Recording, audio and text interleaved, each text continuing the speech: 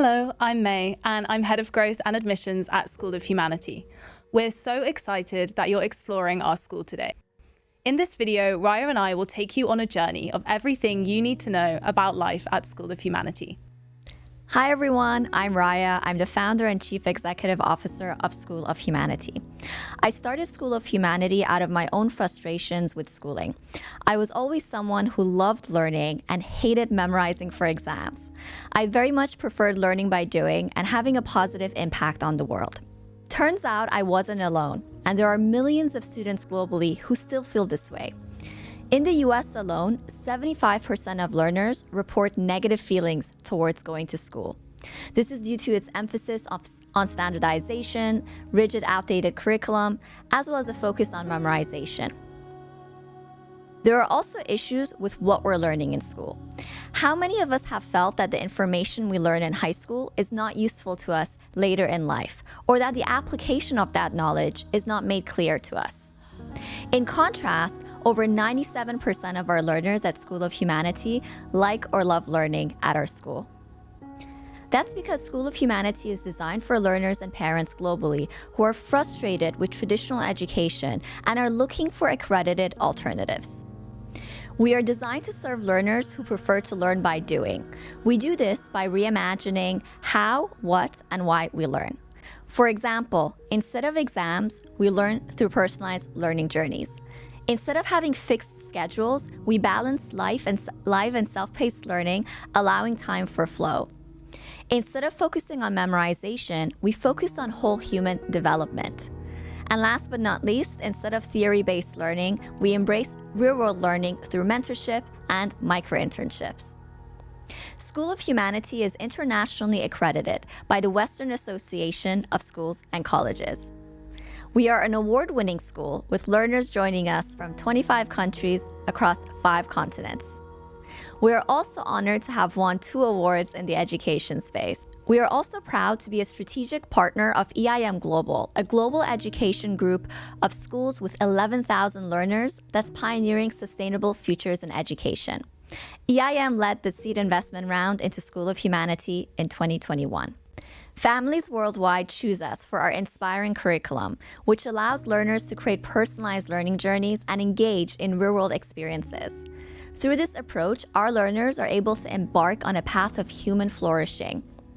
With learners spanning 25 countries across 5 continents, we are the high school for the world. Now, when designing School of Humanity, we intentionally decided not to adopt any of the existing exam-based curricula out there, and instead we designed our own unique curriculum. When designing our curriculum, we asked ourselves a couple of fundamental questions. We asked, what are the most in-demand skills for the future? What are the catalysts of a meaningful life? What are the requirements for human progress?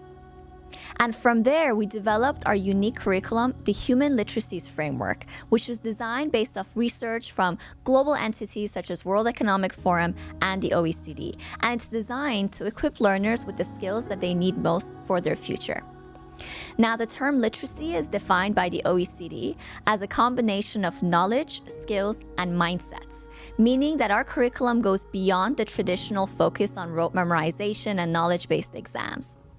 The Human Literacy Framework is comprised of 8 literacies, which are broken down further into credit areas. Now, one thing to note that it's designed to facilitate interdisciplinary learnings. So as you can see, learners explore a range of different knowledge, skills, and mindsets containing topics you would expect in the typical high school and other areas that are unique to our model. So for example, our discovery literacy explores science as a way of thinking, covering scientific inquiry, biological models, chemical models, and physical models. Our quantitative literacy covers mathematical reasoning, looking at algebra, data analysis, financial literacy, and geometry. However, there are many areas which you would not see in a typical high school curriculum.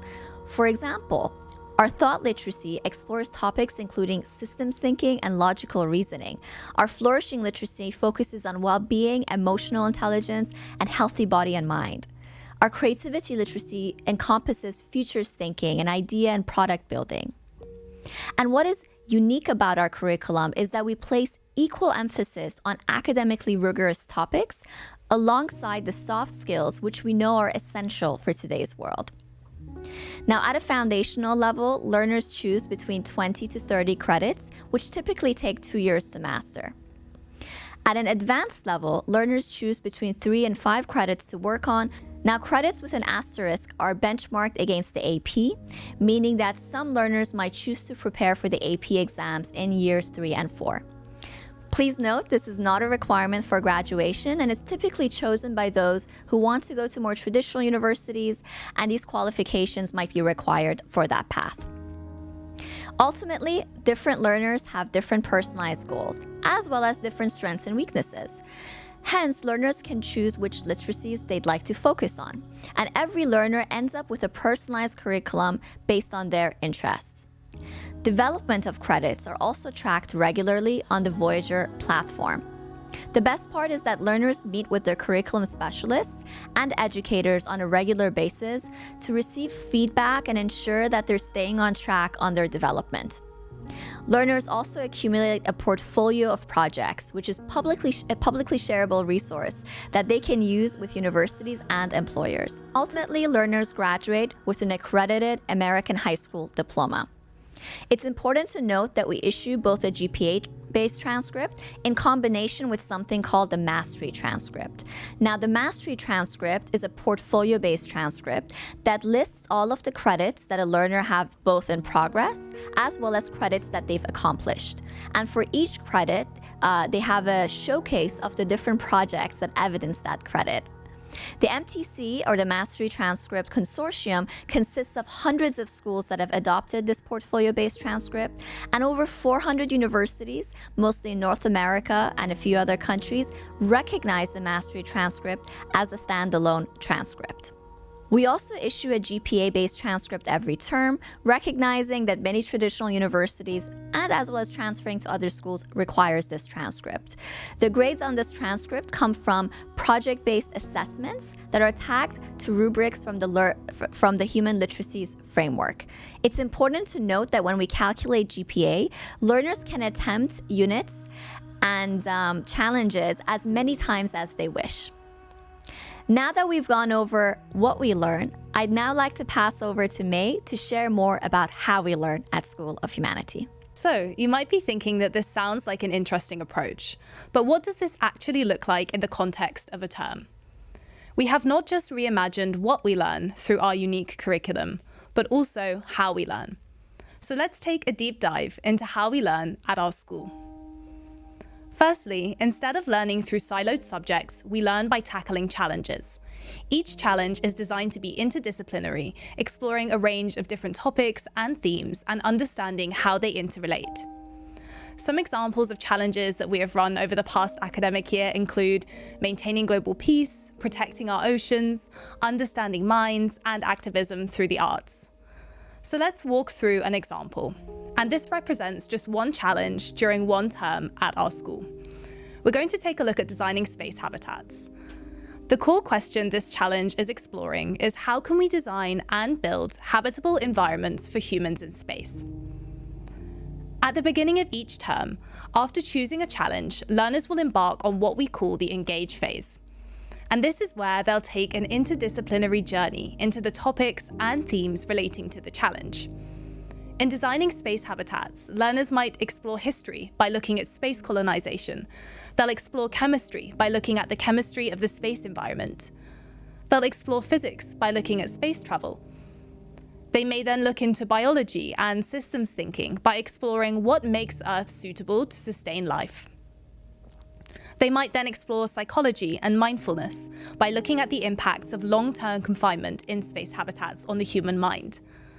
And finally, they'll explore math, looking at the role of geometric concepts in space habitat design and architecture. So as you can see, learners have embarked on a journey, exploring the challenge and developing their knowledge, skills, and mindsets during the engage phase. Next up, it's the investigate phase. And this is where learners identify a range of sub-challenges they'd like to explore in further depth using problem analysis frameworks. This then moves them into the act phase, where, as the name suggests, it is time to act on the sub-challenge they have chosen. This is the open-ended part of the term, so all learners develop a particular solution or project to a sub-challenge that they have chosen to tackle personally. So let's take a look at some of the projects our learners developed during the Designing Space Habitats Challenge. First up, we have Hamza, who is really passionate about becoming an engineer. This is why he chose to focus his project on improving the durability of space rovers in harsh environments. For his project, he developed a design brief which would tackle the most important components of a space rover, including a redesign of tires and suspension. Next, we have Sophia, who is passionate about technology. For her project, she chose to focus on the rise of tourism and the utilization of AI in this space. She developed a space travel recommendation chatbot that uses AI to make space travel recommendations based off a range of data. Lastly, we have Luna and Emily, who are exploring the inefficient use of space in space habitats. For their project, they developed a model which showed a space habitat using space efficiently, designed to reduce energy consumption.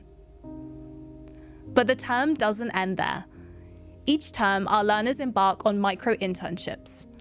These are mini internship opportunities with organizations working in the field of the challenge that they have been tackling. For the Designing Space Habitats Challenge, our learners worked with two inspiring organizations. Firstly, Humans to Venus, which are a non-profit exploring human settlement on Venus. For our learners' internship, they explored what would it take to set up and sustain a 1,000-person Venetian community. We also partnered with Aries Learning, where learners explored methods to make space education relevant and inspiring. We finish every term at our school with what we call a global showcase. This is a celebration of learning where all learners present their projects and solutions to a global audience. Now remember, I've only walked you through one challenge from one term at our school. So let's zoom out a bit and explore some of the other projects our learners have developed that make a positive impact on the world. As part of our Maintaining Global Peace Challenge, Emily and Keone tackled crime rates in low-income communities through educational reform.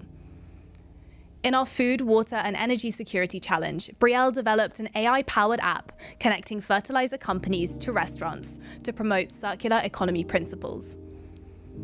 In our Future of the Internet, Media and Democracy Challenge, ABU tackled misinformation online by developing an app which verifies the credibility of online content.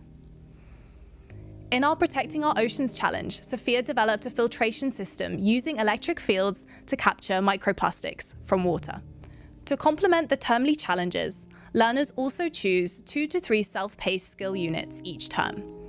Whereas challenges are designed to explore breadth and multiple topics and disciplines, skill units are designed for depth and explore specific credit areas within our curriculum. Each unit is project-based and designed for learners to progress at a pace which works for them. Examples include human body as a system, data for sustainable development goals, physical models, critical thinking, designing with nature, ethical philosophy, and so much more. At our school, we also prioritize well-being and personal growth through our award-winning Human Flourishing curriculum. Each term, learners embark on a personalized flourishing journey that is connected to their own personal growth and self-discovery. Let's take a look at a few examples of some of the flourishing journeys our learners have taken over the past academic year. Firstly, we had Halima, whose goal was to increase her mindfulness through an exploration of mindful moments in her daily life.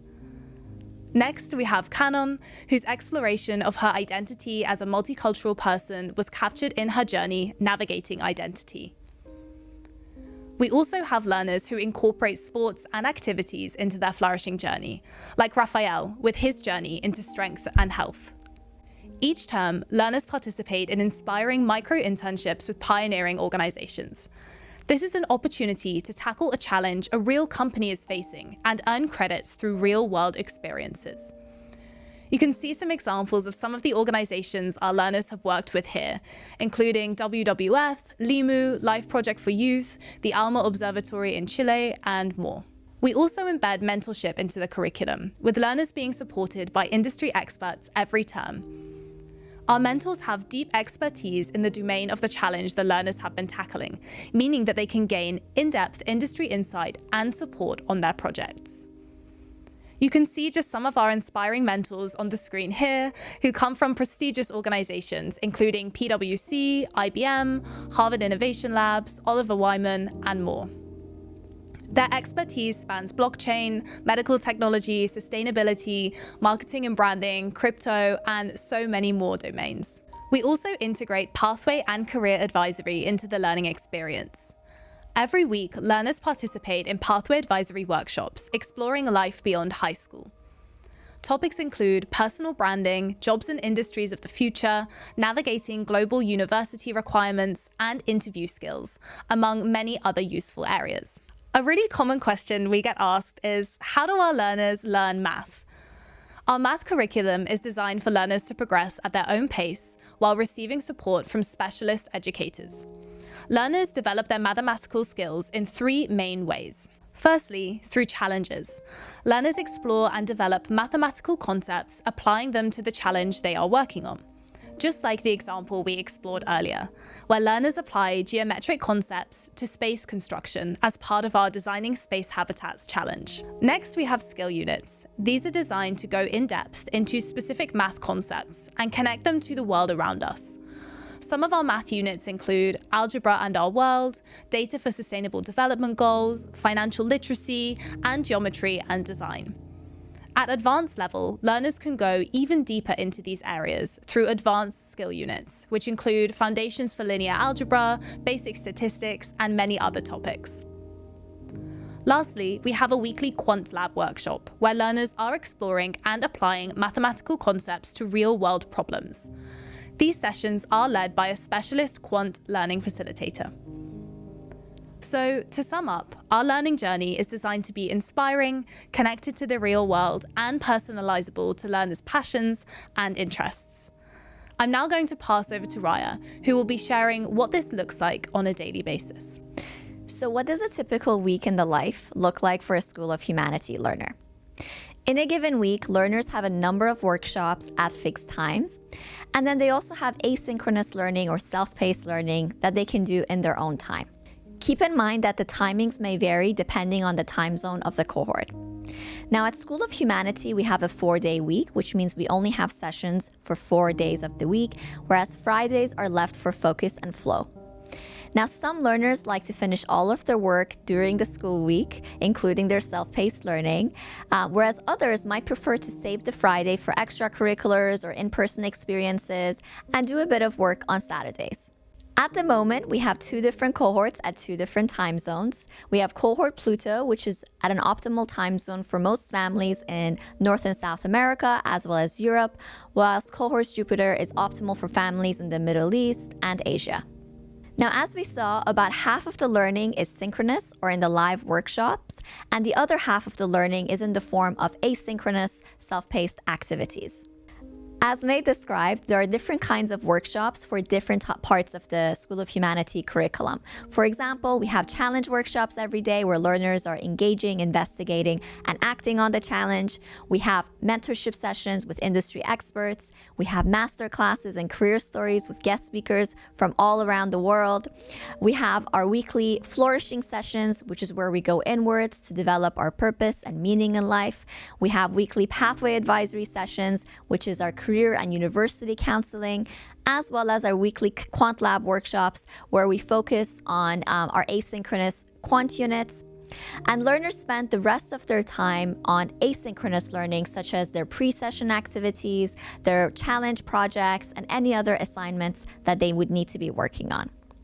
It's important to know that we do have deadlines to support learners in their accountability, as well as office hours where learners can seek further support for any of their asynchronous learning.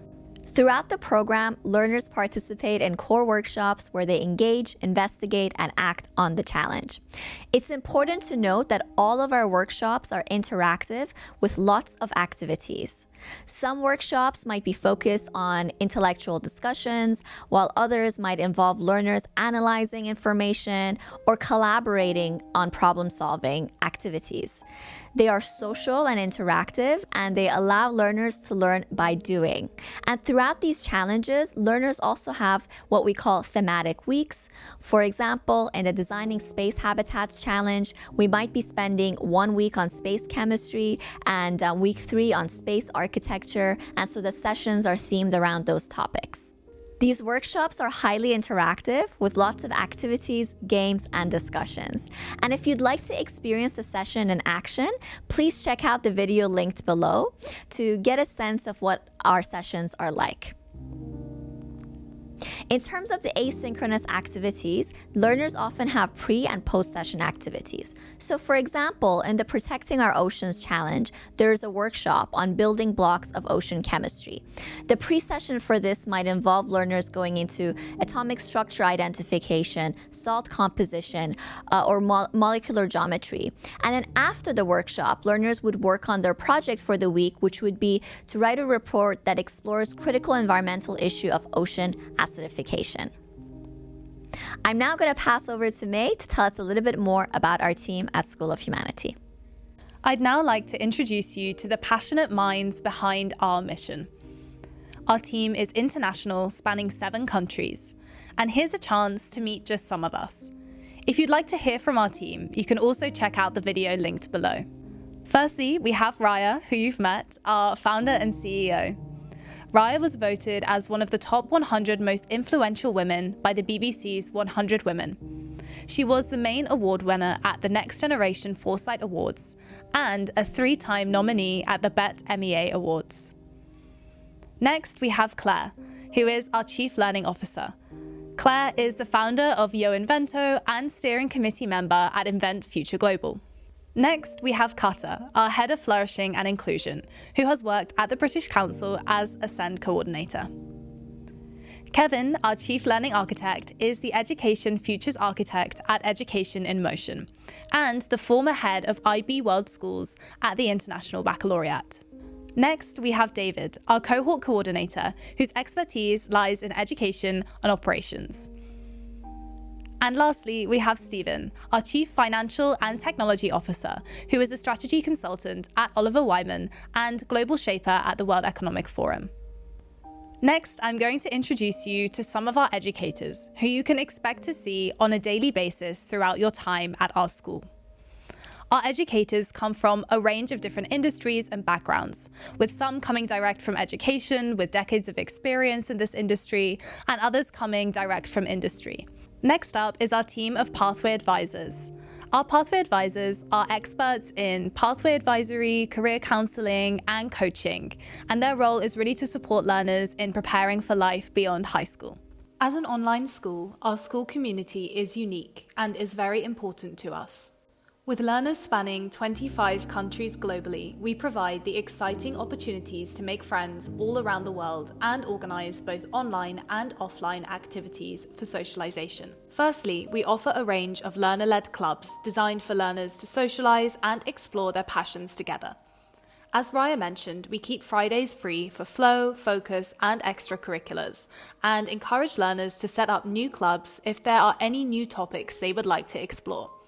Currently, we have a crochet club, the art atelier club, a sustainability club, tech club, and many more. We organize an annual gathering each year as an opportunity to bring the online offline. We rotate continents every year to make it as accessible as possible for families, and the trip is designed to foster friendship building, independence, and positive impact. We also support learners with fundraising to ensure everyone gets the opportunity to attend. As an online school, we understand the importance of flexibility. Our families really enjoy the flexible nature of our online program and have made the most of this through traveling and joining workshops from on holiday, extracurriculars, and flexibility around other commitments like sports. Our Guardian community is also very important to us, and they are active shapers in our model, curriculum, and learning experience. We support our Guardian community through a parent community channel where families can engage with other families from all around the world. We have a parent portal where all families can access their child's progress and transcripts. We have regular one-on-one check-ins with educators and families. And of course, we have our parent committee who play a key role in shaping our model and curriculum and sharing feedback on the learning experience. So what next? I expect you are all curious as to how we prepare learners for life beyond School of Humanity. We prepare all of our learners for a range of post-graduation pathways and integrate personalised career advisory into the learning experience from the very first term at our school. All learners work personally with a career advisor and curate their curriculum based off their passions and their goals beyond high school. Firstly, our learners are very well suited for progressive universities. These are universities who learn in a similar way to us, for example, through interdisciplinary degrees and opt for projects over exams. These universities are becoming even more prominent globally, with Minerva, one of our partners, for example, in the US being ranked the #1 most innovative university in the world, and it's actually harder to get into than Harvard. We prepare learners for this pathway through the mastery transcript, the development of their portfolio of projects and solutions, and through global university partnerships. We also understand that many of our learners are excited by more traditional universities. This is why we provide both the mastery transcript and a GPA transcript option. Our curriculum is also internationally benchmarked against a range of international qualifications frameworks, including the UAE, Australian, and European qualifications frameworks. Our advanced credits are benchmarked against the AP exams, meaning that some learners may choose to prepare for these and take these exams in grades 11 and 12, though this is not a requirement for graduation. Our advanced learners also work towards their EPQ, which is the Extended Project Qualification. Given the project-based nature of our curriculum, which is grounded in real-world problems, all learners graduate from our school who are really well equipped to become entrepreneurs.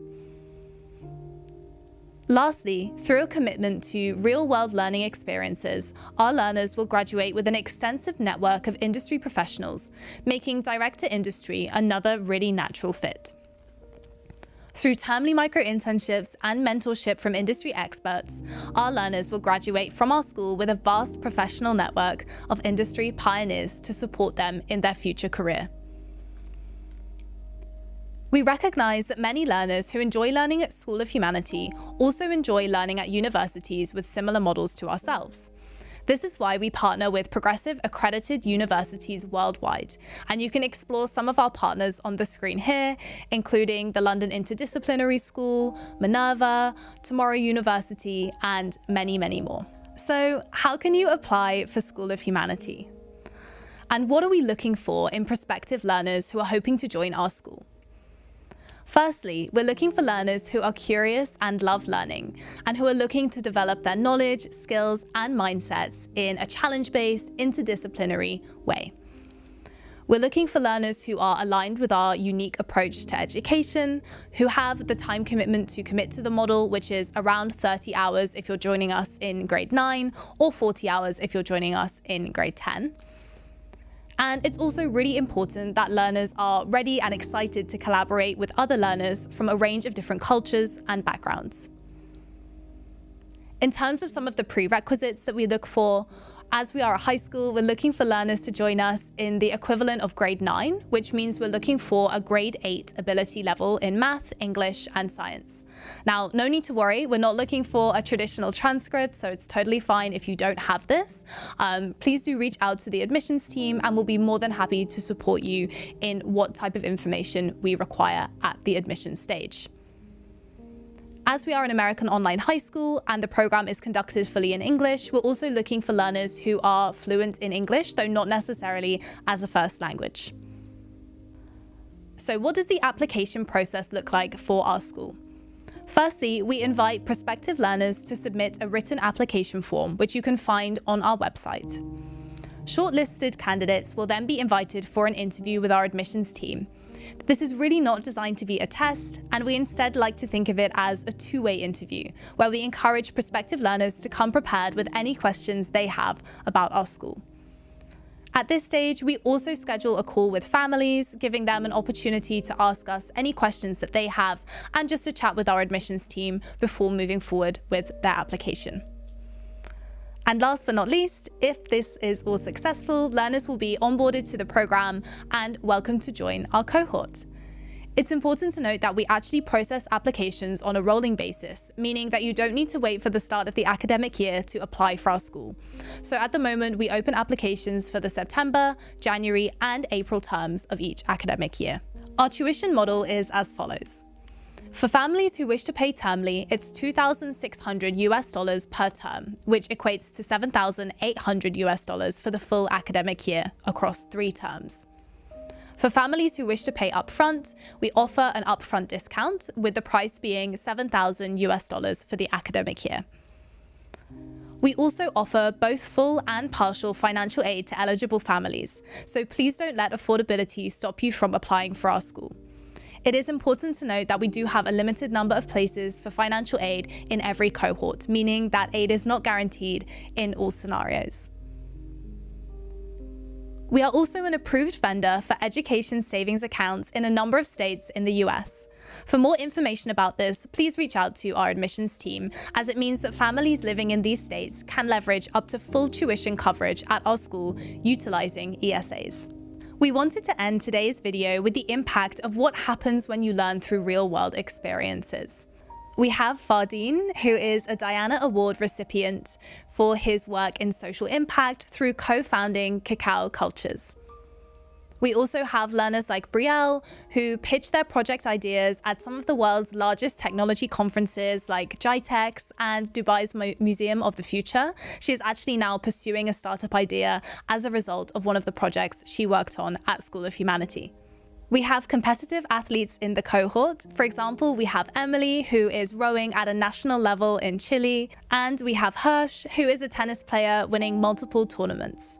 So, as you can see, when learners learn in a personalized way, connected to the world around them, they are already beginning to make a meaningful impact in their local communities and create inspiring futures for themselves, humanity, and the planet. We hope that you've enjoyed this overview of life at School of Humanity. If you're inspired by what you've seen, we can't wait to meet you. Please reach out to our admissions team via admissions@softhumanity.com to begin your journey today.